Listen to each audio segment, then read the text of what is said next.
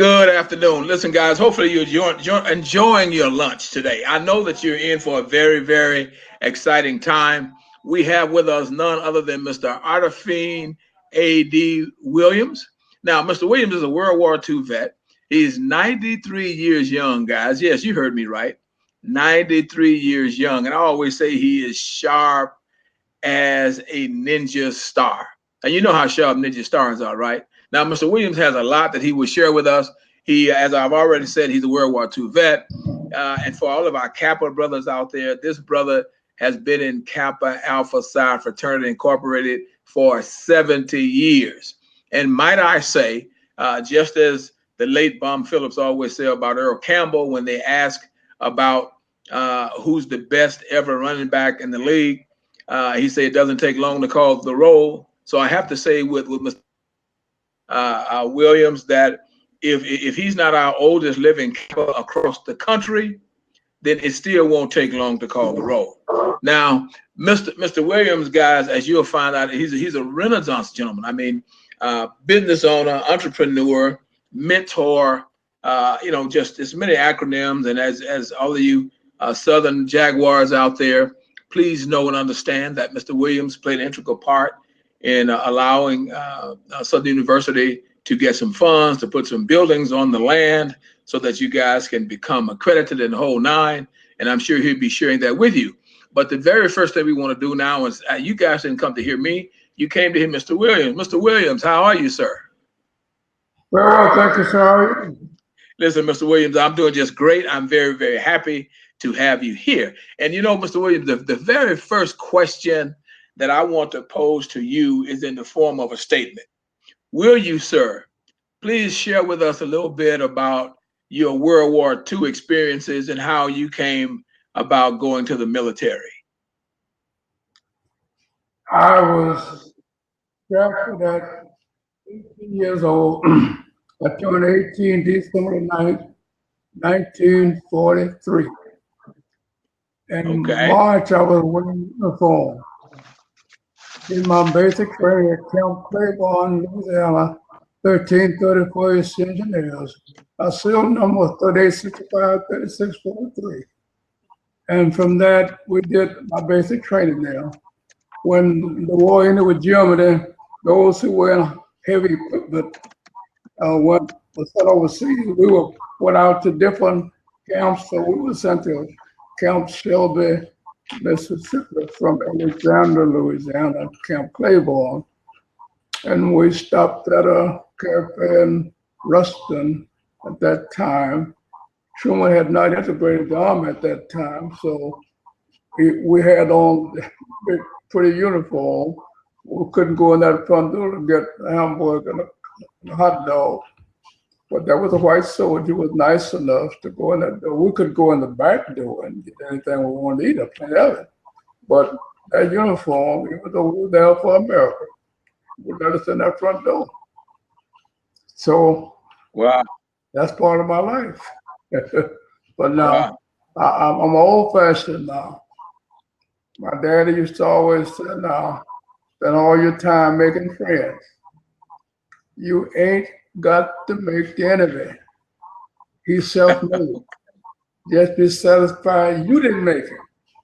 And go on about your business. So now, so I don't have any enemies. I might be somebody's enemy. I can help that. But I don't have it. Yes, sir. Yes, sir. Listen. And that's the honest God. May I ask? The what? May I ask this question? Yes, sir. As you share with us, you don't have any enemies, and that's great to know. Most of the time, those of us that are a few years younger, some of us have had experiences seeing documentaries talking about colored and white entrance and all of that. But with you having lived through it, and with you in the military, putting your life on the line, same as your white counterparts, would you share with us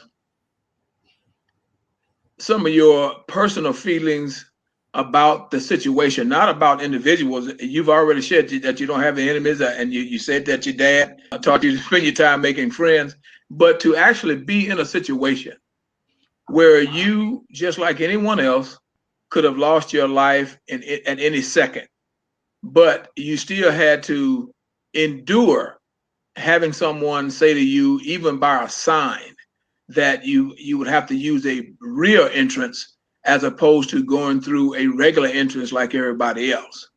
How did that affect you as a person, if it affected you at all? Let me say, I'm old-fashioned. My great-grandmother was living when I went to the army.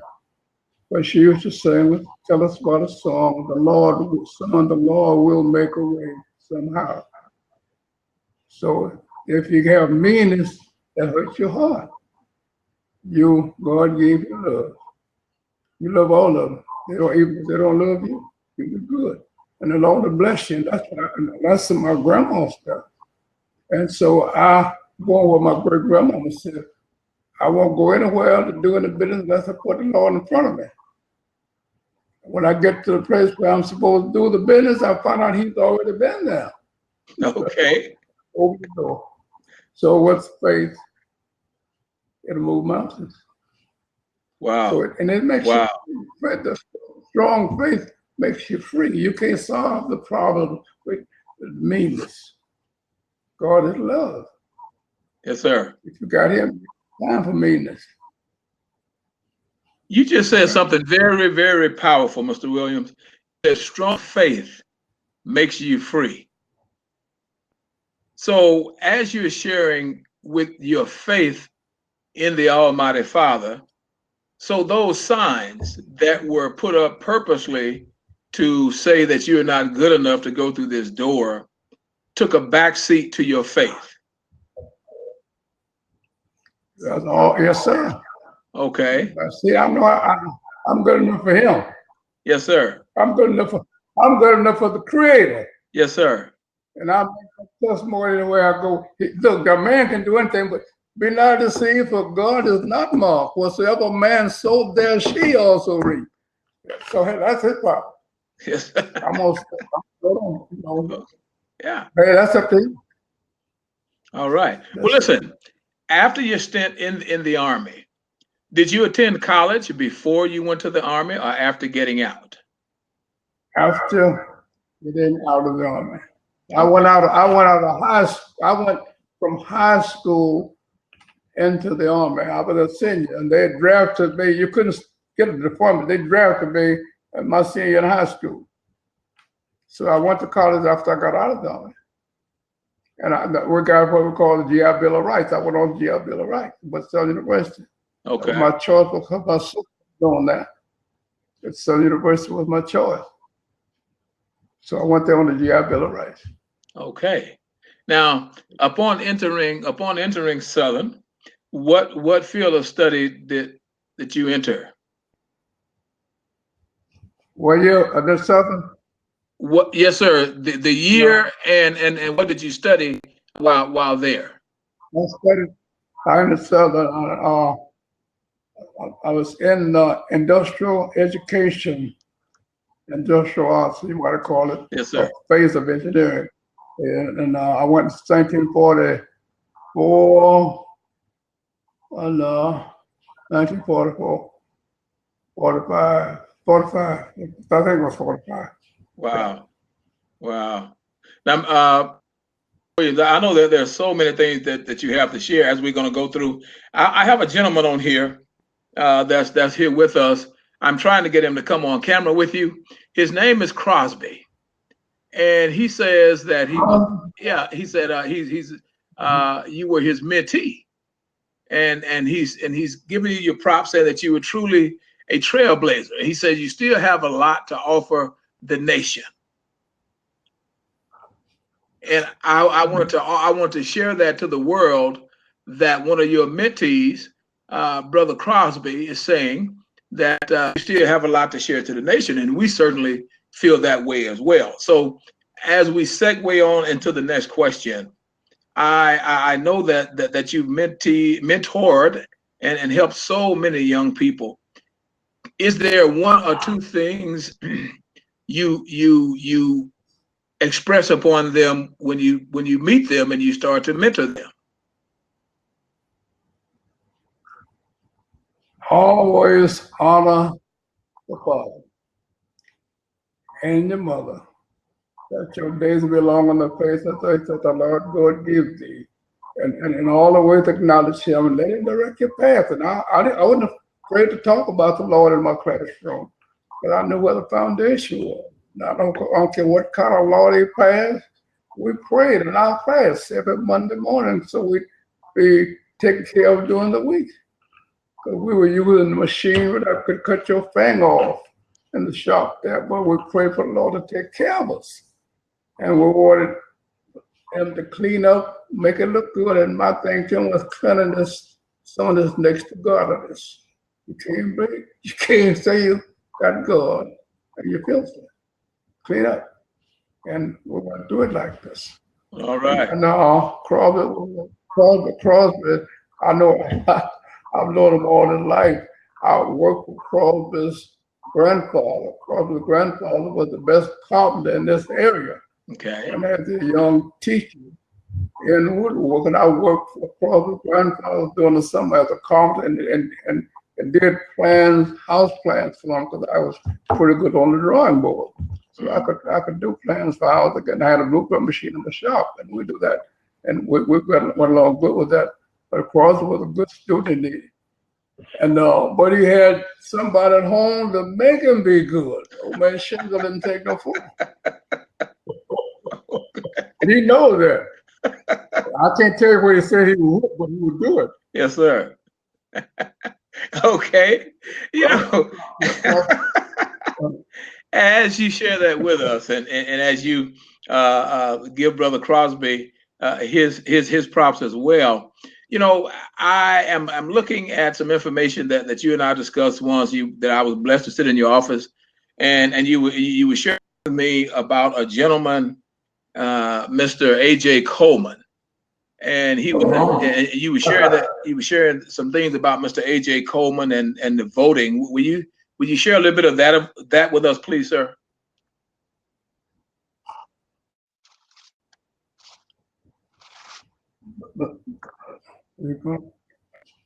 Mr. A.J. Coleman was the first black person to vote in Haynesville. That's correct. First one to vote in Haynesville. Yes, the sir. First black school board member we had in this area. Mr. Coleman was very energetic, and he was the founder of a little group we called Community Improvement Organization. And we were trying to get people to join so we could do something in our community. We didn't have a paved street in our community when I came here. It wasn't a paved street here. When I got off the bus coming here to go start teaching school, the cab driver was called Dizzy. But he asked me, I didn't know no address. I just gave him the name of where I wanted to go down near the schoolhouse. He said, oh, you want to go to church quarters. But everything was the quarters. And when he turned off Highway 79 down on McDonald Street, that dust was an inch thick, another paper. So I stayed with a man named Mr. Oscar Amos. A.J. Coleman was working for Mr. John Hatter's cleaners, had a cleaner there. And we were just talking one day. He said, you know, we need to just organize and see if we can't go to the town and get something done about these streets and this. So we organized. And we weren't trying to bulldoze anybody. We appealed to the intellect and the need. Mm-hmm. And if you can get the heart, you can get the mind. So let's work on his heart. We ain't here to fight and raise sand. Right. Let him devil with us. But the truth will make you free. Right. And if he's in the kind of man, he won't deny the truth. So we started going to the leaders of this town. And A.J. Coleman was the president of that group. Willie James was the secretary. I don't know what the hell it mean. I was just a member. Okay. But I was the only teacher with joining because the teachers were afraid to join because they thought they'd lose a job if they joined something trying to work with civil rights and the community. So, hell, I'm a veteran now. I joined it. Okay. But everywhere they went. And so I was called in one time about my activity, and I might lose my job. I told him, hell, I can't say what I said on the phone, but I can't say what's anyway, I stayed with them. I got deeper into it then. Okay. So we would always go to city council meetings and discuss with the mayor and go to the Representative Garrett's business, talk with him. But anyway, we go to not to bulldoze or try making about doing things out of your kindness and your goodness. We wanted to make a friend wherever we went. Yes, sir. Let me tell you something. It'll work. If you put the man upstairs ahead of you. Yes, sir. It'll work. And some of those men who used to talk to us kind of mean, finally said, let me know. Well, let me handle it. Yes, sir.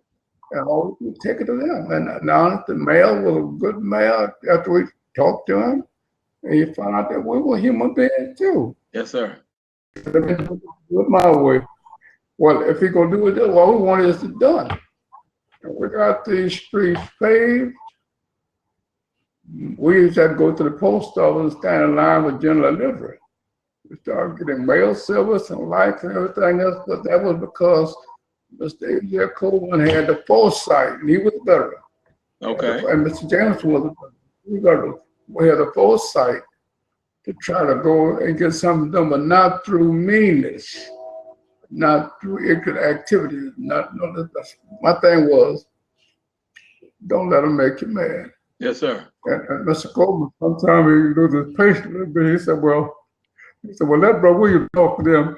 He got sense enough to get mad. He got sense enough to get mad. Okay. So you had not only yourself, but there were 2 more World War II veterans with you. Yes, sir. Yes, sir. 2 more World War II veterans with me. Yes, sir. Yes, sir. Yes, sir. Yes, sir.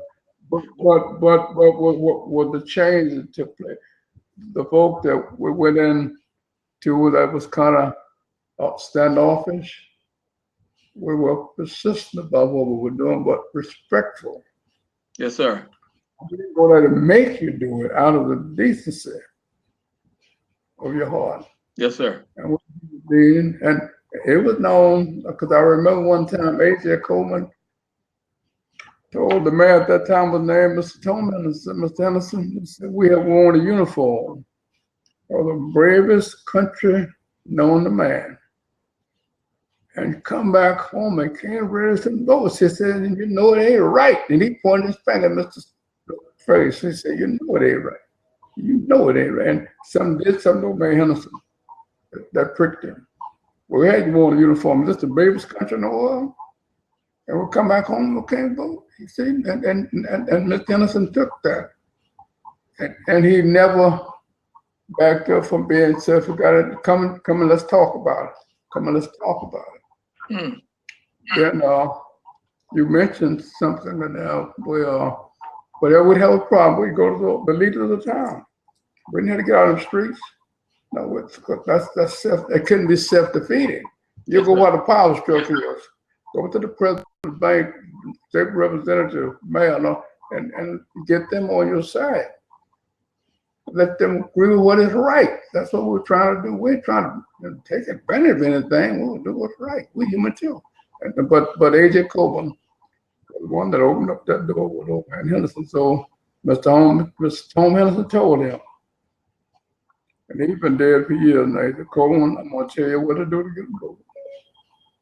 But if you say I told you, I'm going to say it's your word against my word. You know what that means. But A.J. was the first one ready to vote, and what old man Henderson told him.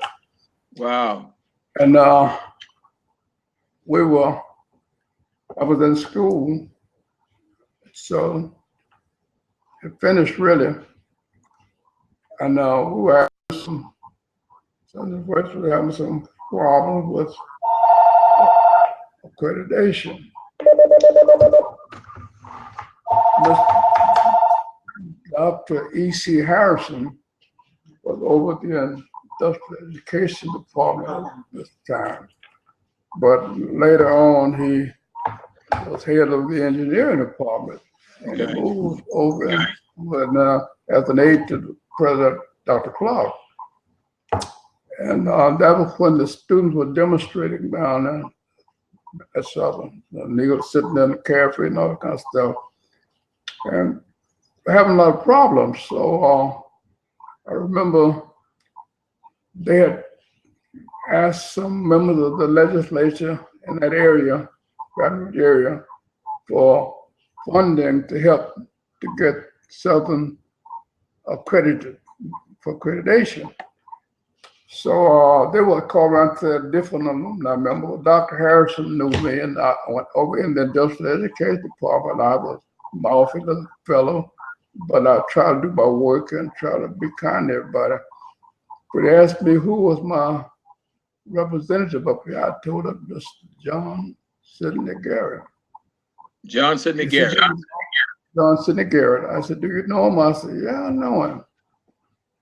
He said, well, do you think you could talk to him and see if he'd let us come up there and talk with him about some problems at Southern University? I said, yeah, I'll talk to him. So I went to see Mr. Garrett, and he said, yes, tell him, come on up here. Be glad to talk with him. But what happened, Mr. Garrett didn't know my name. He knew I was a shop teacher.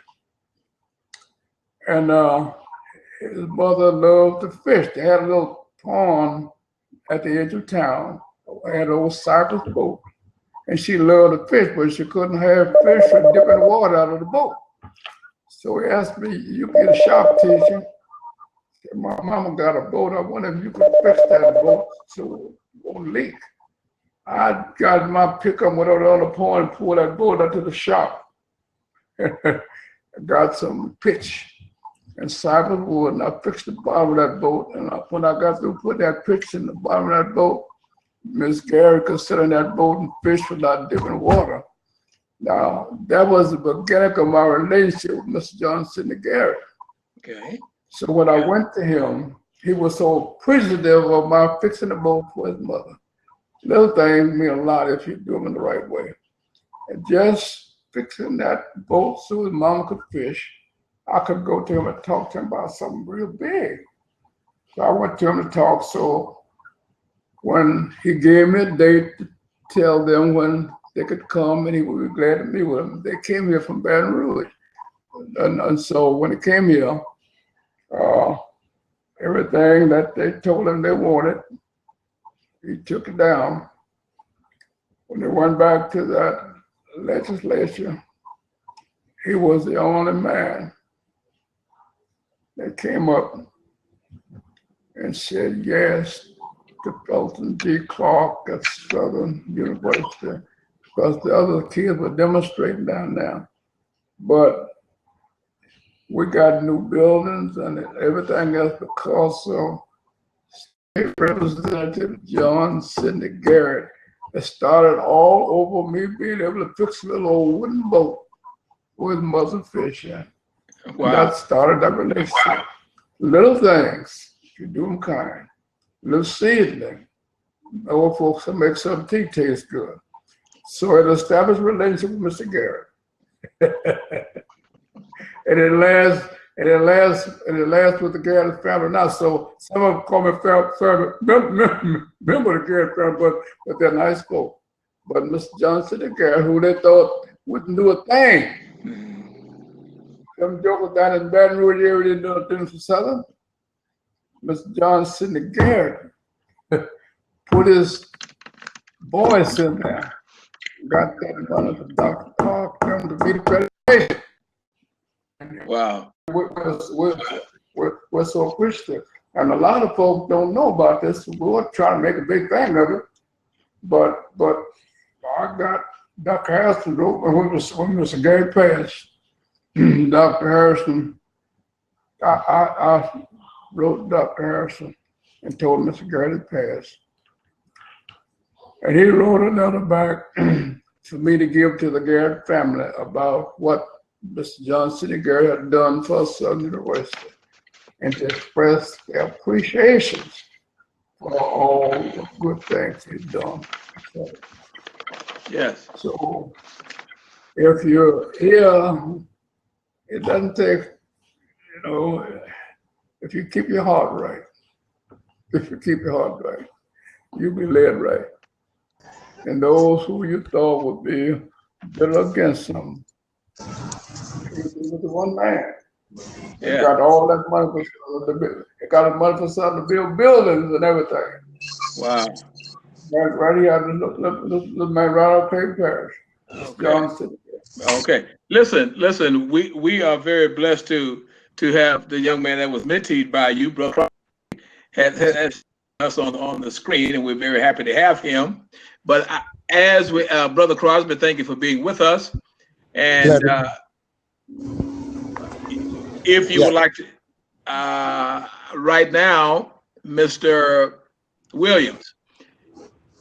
Yes, sir. We have talked about all of the other great men in Haynesville and at Southern University, Mr. Williams. But now, will you share with us about some of your expertise there? I mean, I know that you're a business owner, Mr. Williams. I know you're a business owner. You have a laundromat, and you do so many other things. Share us a little bit about that. Well, all I can say is that you're interviewing a very important man who's been in my life ever since he probably tell you, he's been knowing me all my life. And so he's more than even a father. He's a friend of mine. And as I say, he's a mentor. And not only me, but Mr. Williams has impacted not only his children's lives, but all the lives of women and men there in Cleveland Parish. In fact, in the state of Louisiana. Mr. Williams, you know I love you, and there's a very reason he's been close to my heart all throughout elementary school, high school, post-college tenure. But I just wanted to just say, Mr. Williams, you probably don't know how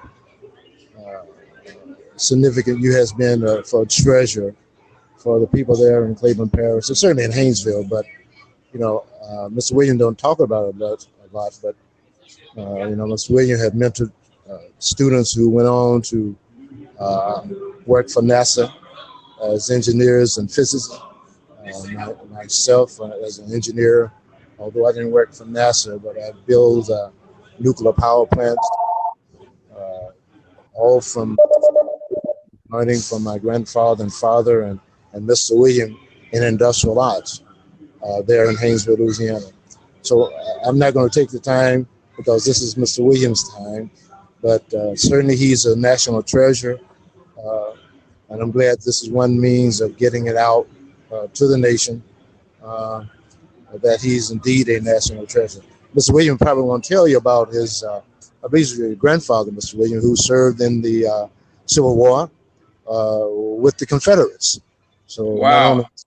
Mr. Williams goes, but his family history goes back a long time in the service of this nation.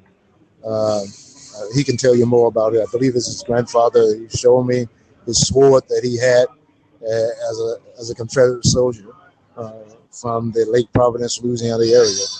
But he's not only that, he talks about the early beginnings of the civil rights there in Haynesville, which they were. As a matter of fact, my grandfather was part of that Haynes Improvement Center, and I believe he was a treasurer for that group back in the 1950s. I remember when my grandfather and my grandmother registered vote in the 50s. You're talking about gerrymandering these days. They were living in the same house, but at their age, they were not sleeping in the same bed. So they divided our house into two different precincts. Wow. Okay. Same ward, but two different precincts. So this is how, the same thing that we are fighting today. People like Mr. Williams and my dad and grandfather, grandparents were there in Haynesville fighting the same fight that we find ourselves fighting today. We call it gerrymandering today. Well, they was doing that back in the 50s in Louisiana, in Cleveland Parish specifically during that time. But you know, Mr. Williams also mentored, and I don't know, Mr. Williams, have you talked about Douglas Kirkpatrick? Douglas Kirkpatrick got his start right there under Mr. Williams. Just as he was graduated from high school, Douglas Kirkpatrick, I believe, may have graduated a year before Mr. Williams got there. However, he came back to teach and to demonstrate under Mr. Williams. The group got him back to take over our summer program for the youth in Haynesville, Louisiana. That's, you know, Douglas Kirkpatrick was the one started the Deacons for Defense. But all that is wow. People like Mr. Williams. But as again, Mr. Williams can tell you more about Douglas. But he impacted Douglas along with myself and others there in Haynesville. So he's a jewel for us.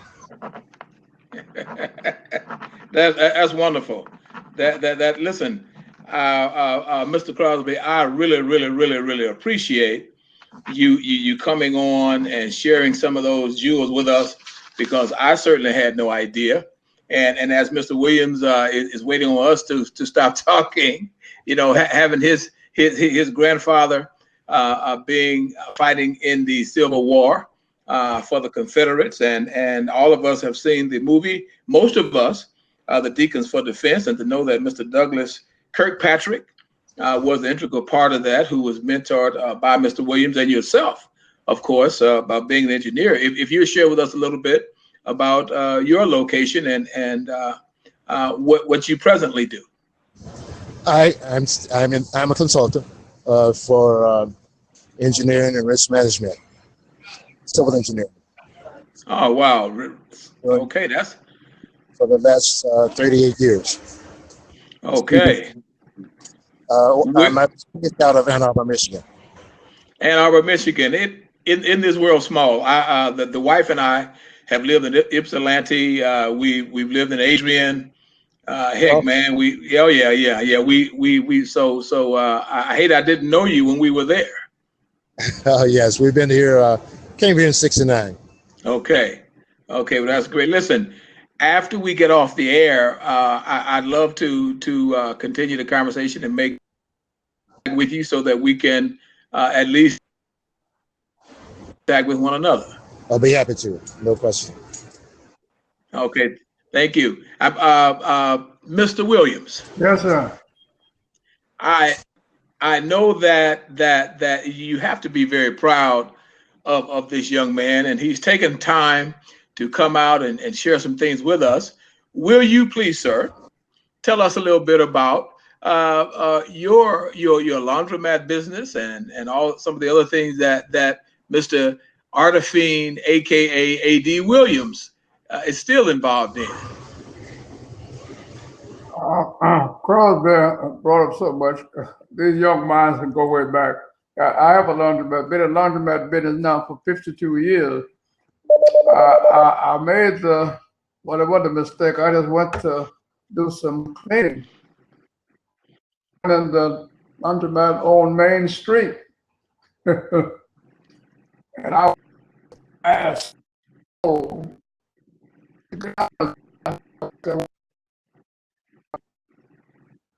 my thing was, what the hell you mean where I belong? I have a little army in me there.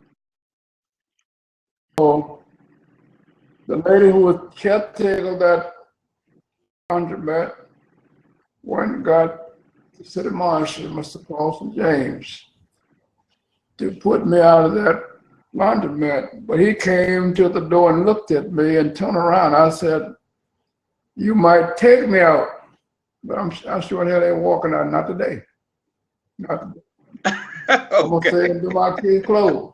And I stayed there. And let me tell you what the Lord will do for you. On my way back, I'm satisfied that I've got my clothes clean, all kinds of stuff. So I'm saying, well, now look, you up there willing to die in this man's laundromat. Get up off your butt and do something for yourself. And here's my right hand. I went by the bank. Mr. Jacob Akron was the president of the bank then, or acting as president. But I went and told him what I wanted. He thought I was crazy. He said, I said, no. I said, I want to borrow some money to build a laundromat. He said, well, hell, you got one down there. I said, no, you got one down there. I said, well, I have one. I said, I want some money. He said, you serious about this? I said, I'm just as serious as a heart attack, Mr. Jacob. And let me tell you what the Lord will do. You just put him in front of you. He'll open that door. Yes, sir. Let me tell you something. He said, well, let me see what we can do. A couple of weeks later, he called me back and said, hey, D, so what you doing? I said, bring so-and-so up here. Mr. Jacob talked to her. I went up there. He had gotten, he said, I want you to take this out to the CD Gunning House, small business in Marshall, Texas. We're going to try to build that blame laundromat for you. I carried that application out there and got Jerry West, who was a powerful musician in Washington, D.C. now. But they went out there with me. They okayed the loan. The bank said, if they okay the loan, we'll invest the money. So that's how we built that laundromat. And I've been there 52 years in the laundromat. Then I added on there, grocery was going out of business, so I added another addition on there for grocery business. So we had laundromat, grocery, and gas. But the grocery business didn't turn out too good. Because you credit a lot of groceries. And you do this consistently. Some folks won't do what they say they don't do. Okay. So I couldn't afford to keep the store open. So we closed the grocery store, but I put my antique shop there. And it's there now. Right. But Crosby's grandfather was a strong supporter of me, and he had this everyday common sense, but he was good at what he did. He was the best carpenter in this area. We called him over Shangle Bee. But but I took him as a father. And he was just as nice as music could be. And when he found out I could do house plans, I started drawing plans to him. It increased his productivity in doing carpentry work, because what he discussed with somebody, we could show it to him on paper. On the drawing board. Wow. So, but we just had to put the dots together, and you can find the promised land. Wow. Put the dots together, you can find the promised land. What a powerful story, though, Mr. Williams. Please allow me to say that people have a tendency, regardless of what race, creed, or color, to dismiss legacies. Sadly, people of color seem to be more comfortable dismissing legacies. And you are certainly, just as Brother Crosby has already said, a legend. I mean, there is no other way to put it. You are a legend.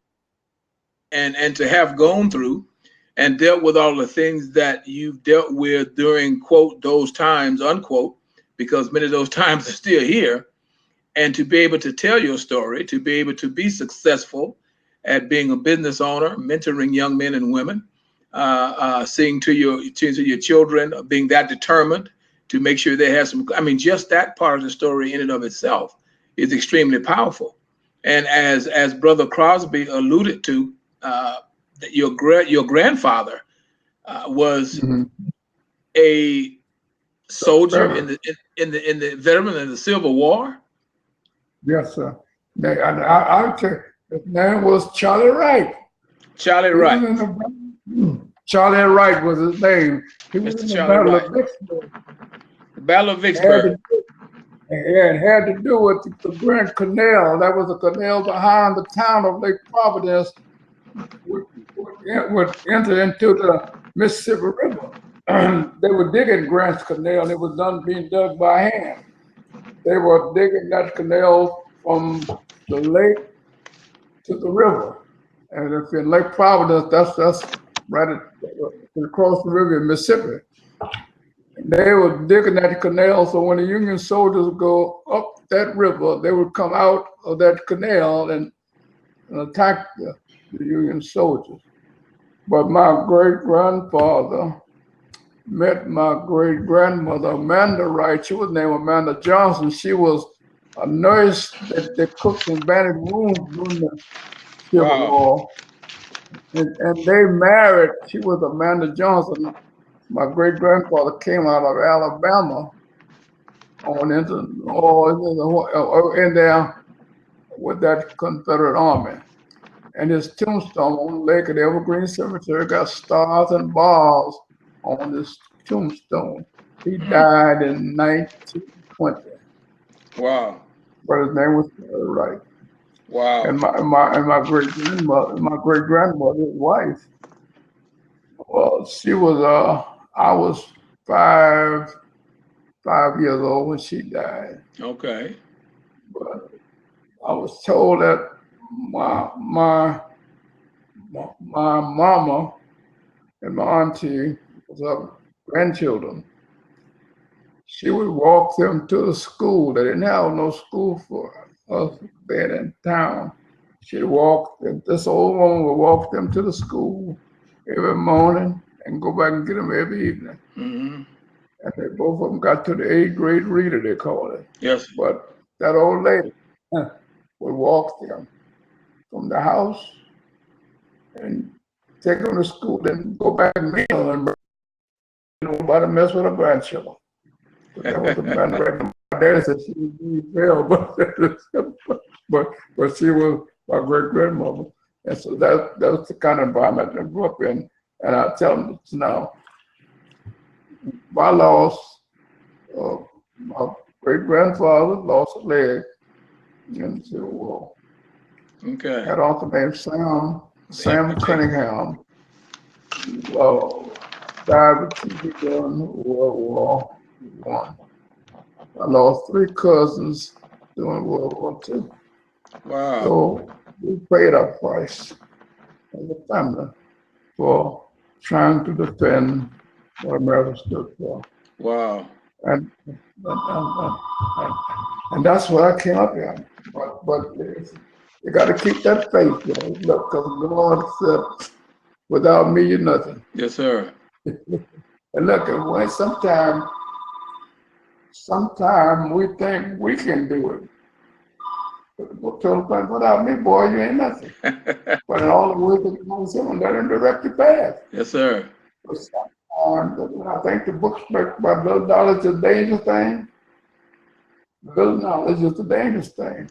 Uh-huh. I used to tell the kids in the shop, cleanliness, let's clean up. Yes, sir. Cleanliness is next to godliness. Yes, sir.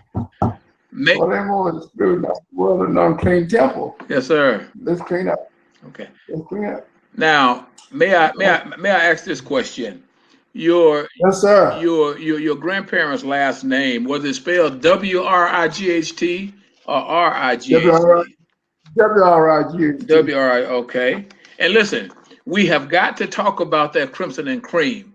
Please tell me about your 70-year stint being a Kappa man, Kappa Alpha Psi Fraternity. How did that how did that come about? How did go back? How did it come about being a Kappa man for 70 years? Yes, sir. Well, when I went to Southern, they were looking around. I got the Omega, Alpha Phi Alpha, and Phi Beta Sigma. We just look around. And as a freshman, you say, I like that, I like this, I like, so you look out, point your finger, what you like, kind of, no. So as the thing kind of wound down, I found the fellows over there in Kappa like they have a lot of fun. Okay. And it's real men like, and like sports. Like them girls and everything else. So I said, well, I want to be with them. I want to be with them. So I got in the Pledge Club. Dean of Clergy was named Roscoe Moore. He was from Graham in Louisiana, but he was a Southern University student. And so I finally, I didn't make it my first semester of pledging. I finally made it that second semester, and I was initiated. They were mean to me. They were mean. The big old brother in the stadium. His name was Robert Smith. He was a coach. Big Smitty, we called him. He was a coach, and he knew me well, and we were good friends. But they took out that night during the initiation. They worked you over, and I told them, man, they can't make me cry. Okay. I said that. You know what? They didn't make me cry for what they put on my back, and what they did to my head. Okay. Yeah. Okay. And I threatened some things I was going to do when I get out of here, something, but I didn't want to cross the line. Yes. So I went on across the sand, and where the fellow named Walter Banks, he was a nice fellow, sang just good. Walter Banks could sing, and at that time, we had a bunch of football players from New Orleans were brothers, and our grade average dropped down rather low.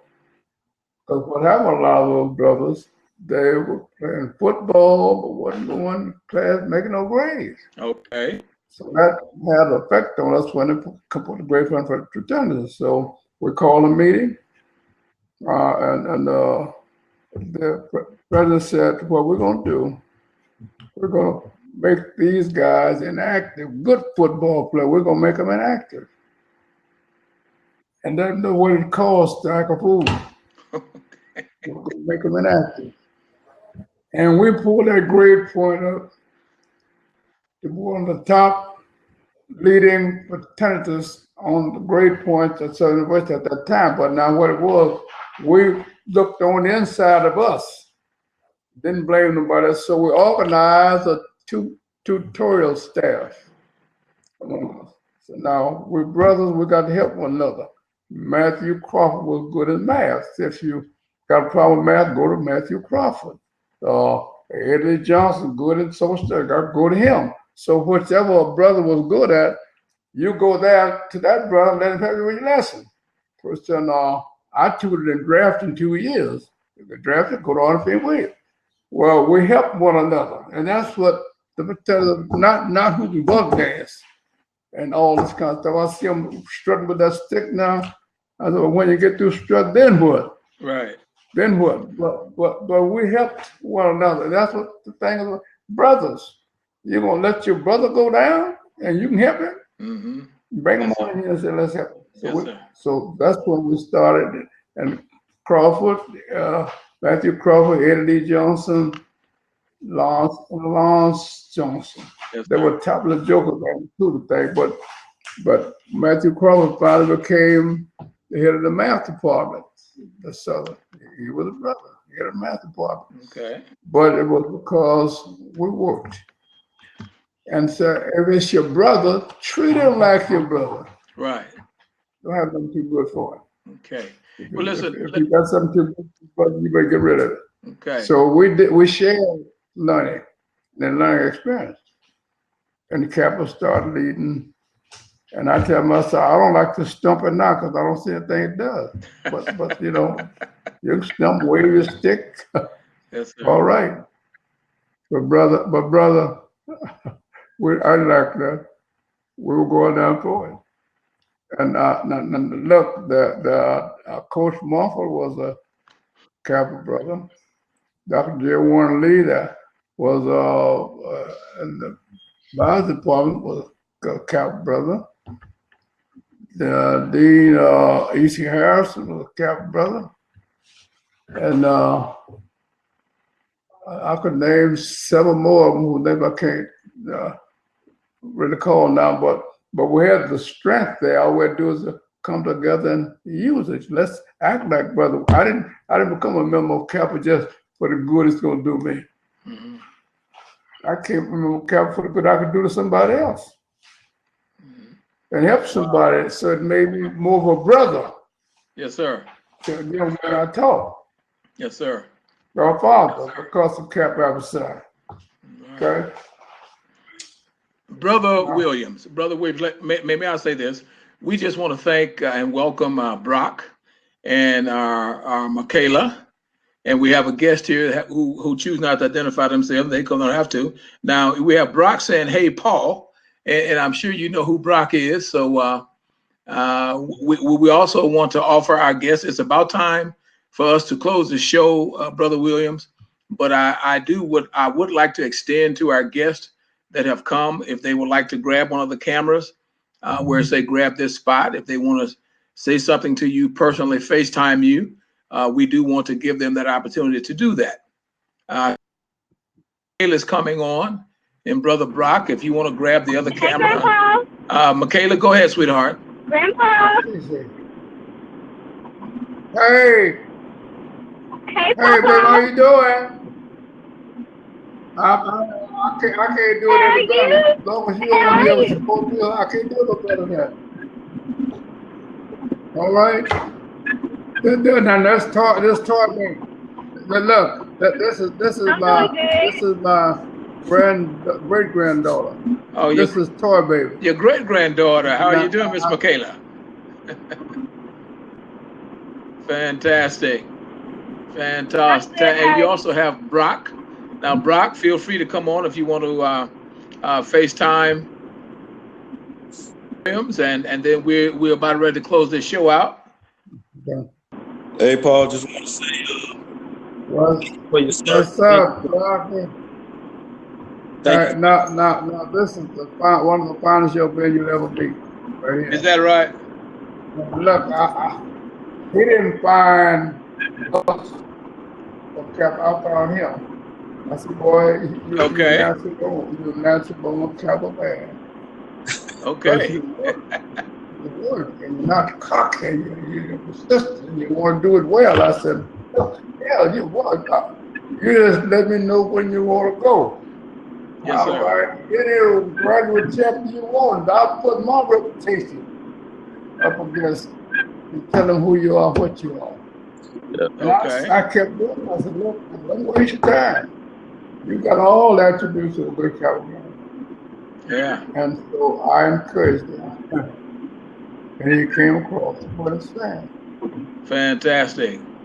Well, listen, Brother Brock, is there anything you want to share with Brother A.D. Williams here? I just want to tell Paul, thank you for everything that you've done for me. As a young man growing up in Haynesville, gave me some in my house. Thank you. Keep doing. Love you. Thank you for your service.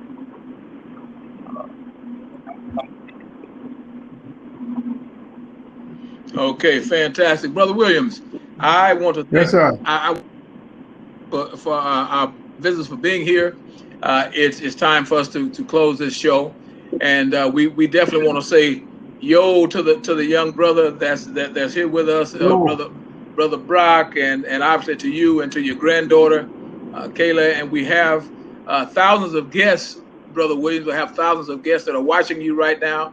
And on my other screen, they're sending up a lot of hearts and a lot of thumbs up, etc.